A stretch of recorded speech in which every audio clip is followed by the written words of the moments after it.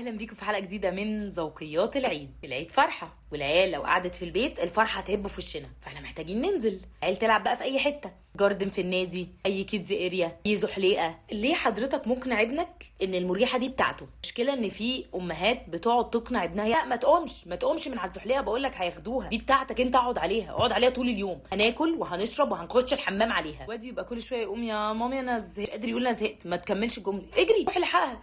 ايه ده انت سايب الزحليقه بتاعتك؟ في ايه حضرتك؟ احنا عندنا برضو عيال عايزين نلعبهم، وبعدين لو كل واحد مسك فينا زحليقه مش هنخلص كده. مفيش عيال هتلعب، هم 4 5 زحاليق اصلا اللي بنتخانق عليهم عشان في ترامبولين بره ب 200 جنيه في الدقيقه. وانا هكلم انا صاحب البيزنس ده، معلش حضرتك عامل ترامبولين يعني على مدخل باب الكيدز اريا اللي فور فري، ليه بقى؟ عشان العيال تخش تعيط عليها فتقعد تزن جوه حتى وما يعجبهاش اللعب جوه فتخرج لحضرتك.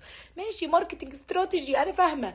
ايه 200 جنيه في الدقيقه دي؟ عايزه افهم بجد. اسعار خزعبليه، يقول لك 500 جنيه في الربع ساعه. يعني ايه اصلا الرقم ده؟ حضرتك كنت وارث وضاع ورثك وبتعوضه، ولا في ايه الرقم ده؟ فقاعدتين مبدئيا، لو حضرتك عملت البيزنس 500 جنيه في ربع ساعه انا هفسيها لك اصلا الترامبولين دي كلها. لو حضرتك مقنع ابنك ان الزحليقه دي بتاعته، كل العيال هنتفق ان احنا هنكسر الزحليقه بتاعته دي ويصلحها بقى هو عشان هي بتاعته.